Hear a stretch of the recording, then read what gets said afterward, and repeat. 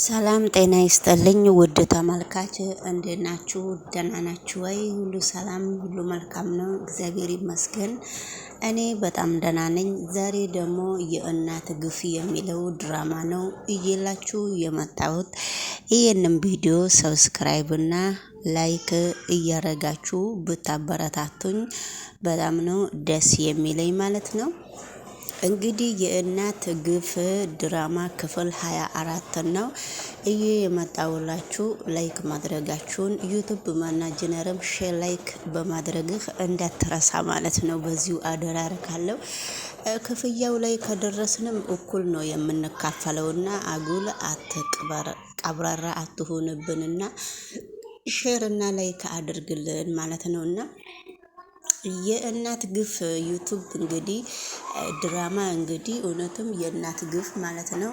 ሰውየው ምን እንደነካው አላቅምና ልጅቷን አስሮ ለሌላ ሰው አሳልፎ ሰጥቷልና ስሙንም እንዲጠራ አይፈልግም።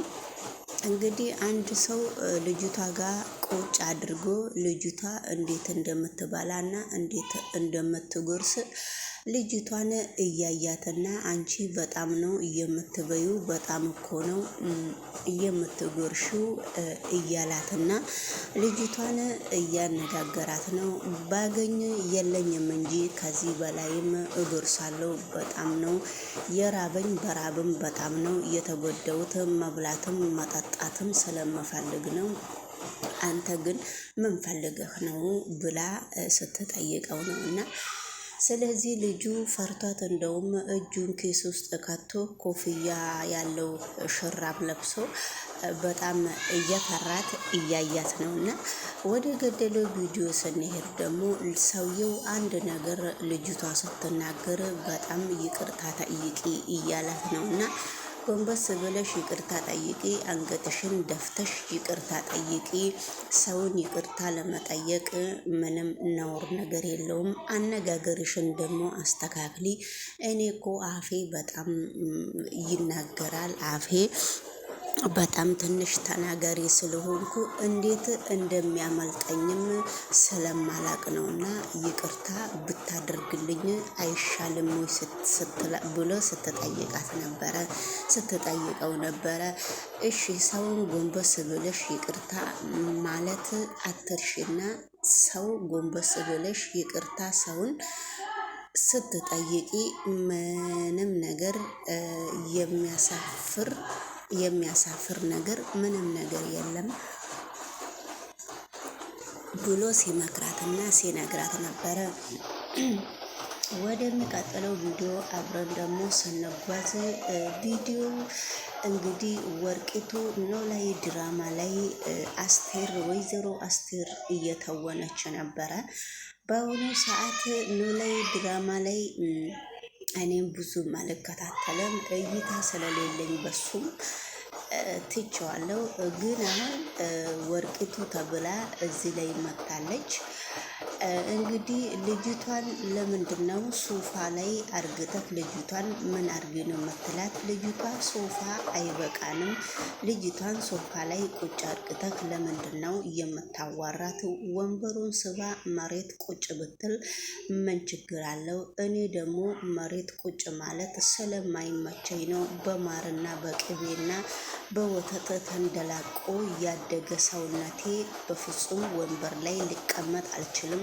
አንተ ግን ሰው የሚልክን ነገር ለምንድነው የማትሰማው? ችግርህ ምንድነው ብላ ስታነጋግረው በል እንግዲህ ችግርህን ተናገር ስትል ብሩን 23 ሚሊዮን ካልሰጠሽኝ ምስጢርሽን በዚህ ስልክ ያለ ሁሉ በዚህ ስልክ ምስጢራችሁን ያደረጋችሁትን ምስጢር ሁሉ አወጣባችኋለሁ።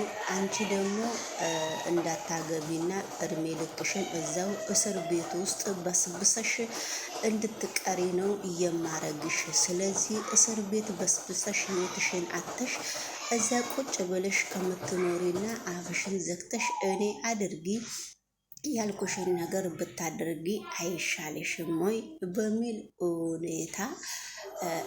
ሁኔታ ነው እንግዲህ እየተግባሙና እየተስማሙና እየተግማሙ ያለውት ማለት ነውና ወደሚቀጥለው ቪዲዮ ደግሞ ወይዘሮ ወርቂቱ እንግዲህ ወንበርሽን ሳብ እርግተሽ አንቺም እሷን ጎን ለጎን ቁጭ ማለት ትችላላችሁ።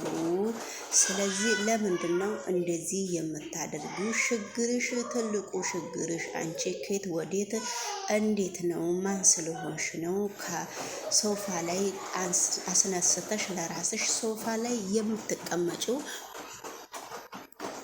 ምክንያትሽስ ምንድን ነው ብሎ ሲጠይቃት ነበረ።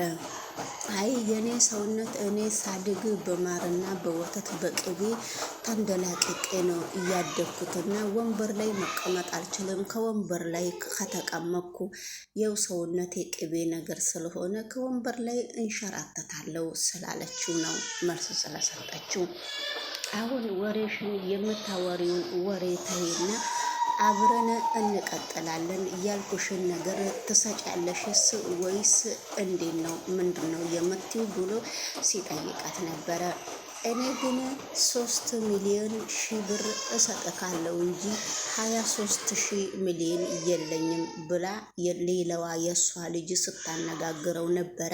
እሱ ግን ያላትን እንደውም ወይዘሮ ወርቂቱ ላይ ሲሰማ የእሷን ድምፅ ሲሰማ በአንድ ቃል ነው የምጨምርብሽ ብሎ በሌላ ቪዲዮ ላይ እኔ አልሰራሁትም ነበረ እንጂ በሌላ ቪዲዮ ላይ ማስጠንቀቂያ ሰጥቷት ነበረ።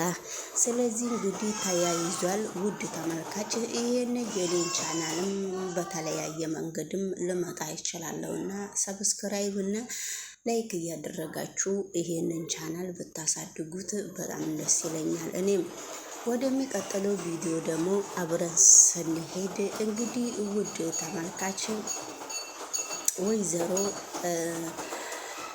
እናትና ልጅ ተጣልተው ተኮራርፈው ቁጭ ብለው ነበረ።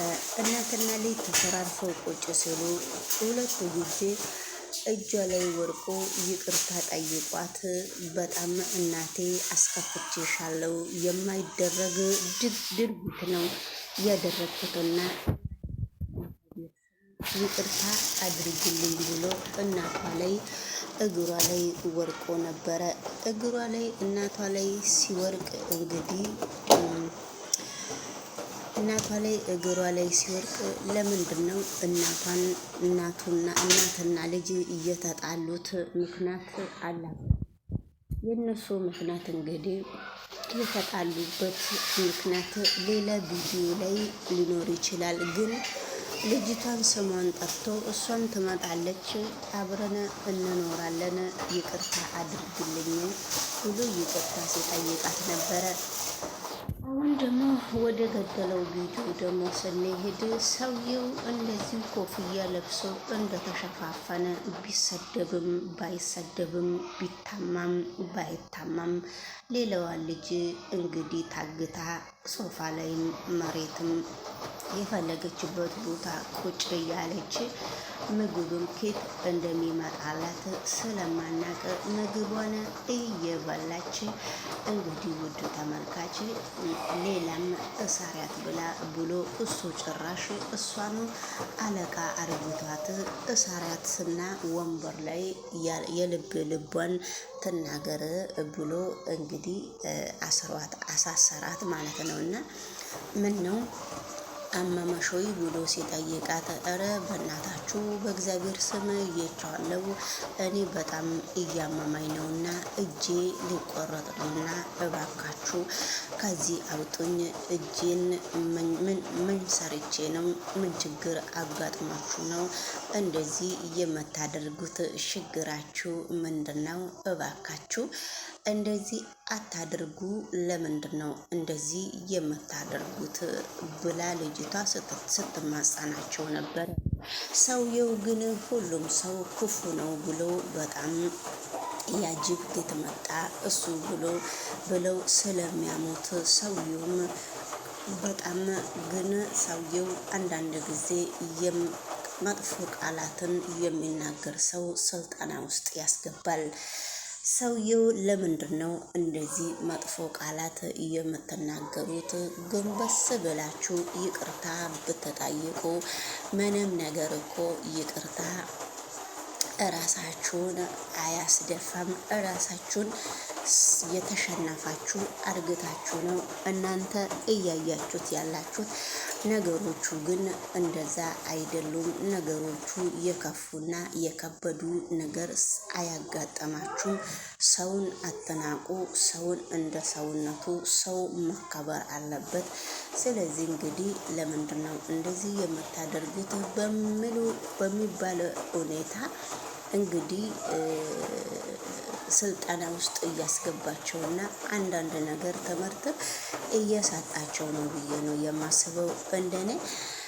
ምግብም እንግዲህ ሰርተው ሲያቀርቡለት ማንንም ሰው ስለማያምን ምግቡንም በአሁኑ ሰዓት ከሰራ ሰው ጋራ ቁጭ ብሎ ምግቡንም እየበላ ይገኛል። ራሱንም ማስከበር ይፈልጋል፣ ለራሱ መከበር ይፈልጋል። እንግዲህ ሰላም ጤና ይስጥልኝ ውድ ተመልካች፣ በመላ ዓለም ላይ የምትገኙ የኔ ቤተሰቦች፣ የዩቲዩብ ቤተሰቦች እናንተም ላይክ እያደረጋችሁ እንግዲህ ከተመቻችሁ ላይክ እያደረጋችሁ ይሄንን ቻናል ከፍ ብታረጉ ደስ ይለኛል።